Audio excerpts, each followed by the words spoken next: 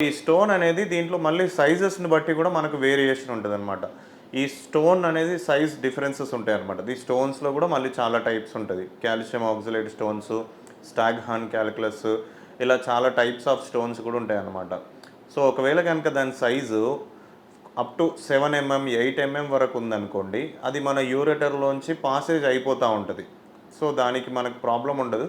But ఎప్పుడైతే అది passage అయిపోతున్నదో అప్పుడు ఎక్కడైనా గనుక అబ్స్ట్రక్ట్ అయిపోయినా, అక్యుములేట్ అయిపోయినా పెయిన్ అనేది ఎక్కువ వస్తా ఉంటది. అప్ టు 7, 8 వరకు ఉంటే అది యూరిన్‌లో పాసేజ్ అయిపోయే ఛాన్స్ ఉంటది. ఒకవేళ గనుక స్టోన్ గనుక 8 కంటే ఎక్కువ ఉంది, 10 12 15 అట్లా ఉందంటే మాత్రం కంపల్సరీగా అతనికి పెయిన్ వస్తా ఉంటది. సింప్టమ్స్ అన్నీ ఎక్కువగా ఉంటాయి. ఒకవేళ స్టోన్ అనేది 15 20 కంటే ఎక్కువ ఉన్నప్పుడు ఏమేమి సింప్టమ్స్ ఉంటాయి? బ్యాక్ పెయిన్‌తో పాటు యూరిన్ బర్నింగ్ రావడము, యూరిన్ వెళ్ళినప్పుడు పెయిన్ రావడము, లేకుంటే వామిటింగ్స్ రావడము, ఫీవర్ రావడము, కడుపు నొప్పి రావడము, ఇట్లాంటివన్నీ సింప్టమ్స్ ఉంటాయన్నమాట.